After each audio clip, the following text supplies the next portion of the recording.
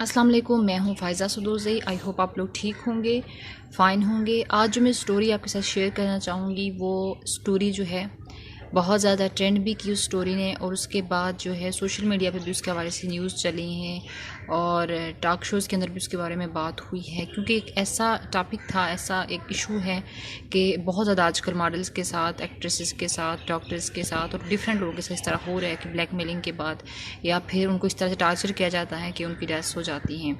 तो माहा कत्ल केस के हवाले से मज़ीद कई इंकशाफात हुए, मैं आपको बताती हूँ। सिंपल स्टोरी तो आपने सुनी होगी कि क्या हुआ था। वो लाहौर में फ़ेज़ 4 से उनके ऊपर पहले फ्लोर से, वाशरूम से उनकी जो है वो डेड बॉडी निकाली गई और बज़ाहिर उसको एक इंसिडेंट बताया गया कि ये खुदकशी थी, सुसाइड थी, लेकिन रियलिटी में ऐसा नहीं था और लग यही रहा है कि वो इंसिडेंट है, लेकिन ऐसा नहीं है क्योंकि मज़ीद इंकशाफात हो रहे हैं। माहा जो है वो उसकी दोस्ती थी एक जुनैद नामी लड़के के साथ, और वो जो जुनैद नाम लड़का था वो बंदा उसको शादी के लिए कह रहा था बकौल उसके, जुनैद नाम के बंदे के, वो जो कह रहा है कि मैं शादी करना चाह रहा था इसके साथ और मैंने इसको शादी का प्रपोज़ल भेजा और जो भी सारे मामला थे।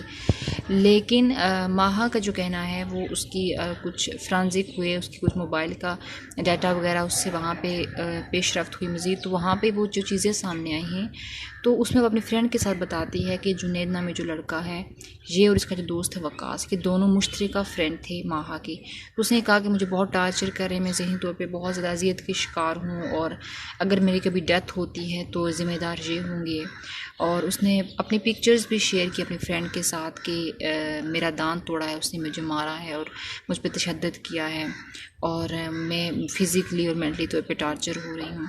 तो ये सारी चीज़ें उसने शेयर की हैं।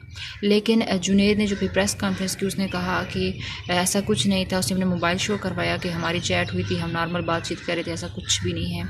लेकिन बाद में जो इंकशाफात हुए, बाद में वो अदालत से भाग गया जुनैद और इस तरह के उसने जो है मामलात किए कि उसने केस से बाहर निकलने की और भागने की कोशिश की और ख़ुद को सच्चा साबित करने की कोशिश की।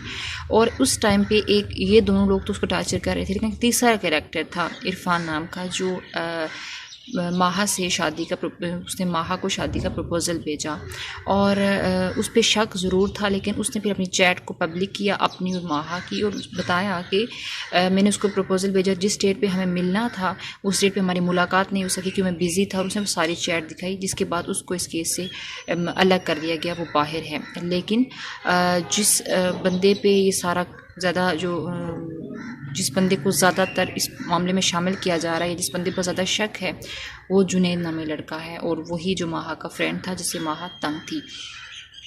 अब होता ये है कि ड्रग्स के हवाले से भी बात की जा रही है कि ड्रग्स जो जिससे ख़रीदता था जुनैद, और वो आगे माहा को ड्रग्स पे लगाया हुआ था उसने, और फिर सारी चीज़ का ज़िम्मेदार भी जुनैद को ही समझा जाता है और लगता भी बज़ाहिर यही है कि सारे मामलात में उसको टार्चर करता था और उसको कत्ल करने में उसका ही हाथ है।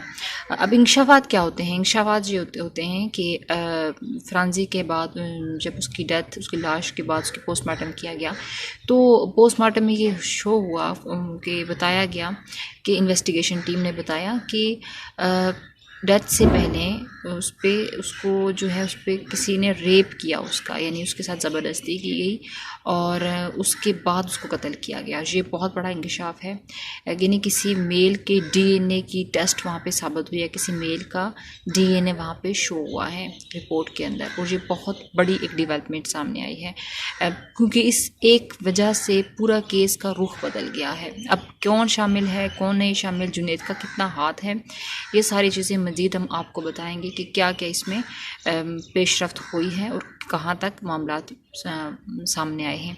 लेकिन जो पेशरफ्त सामने आई है वो ये है कि डीएनए किसी मेन का मैच, अभी तक तो नहीं पता कि किसका हुआ, लेकिन डीएनए सामने ज़रूर है किसी मेन का डीएनए। तो अब इससे साबित हुआ कि उसके साथ ज़्यादती की गई, हो सकता है उसको कत्ल किया गया हो ज़्यादती के बाद। तो ये मामलात हैं। और दूसरी ये बात कि कुछ तहकीक की गई उसके मोबाइल की और सारे मामला देखे गए, उसके बाद ये सामने आया कि उसने पहले भी माहा ने सुसाइड करने की कोशिश की गई। उसने उसकी फ्रेंड के साथ चैट थी जिससे वो तंग थी जुनैद से कि वकास और जुनैद ने मेरी ज़िंदगी बर्बाद करके रखी हुई है और ये सारे मामला। तो उससे ये साबित हुआ कि इसने पहले सुसाइड करने की कोशिश की गई, लेकिन छत का जो दरवाज़ा था वो बंद था और वो वापस आ गई और फिर बात आई गई हो गई और वो नॉर्मल हो गई।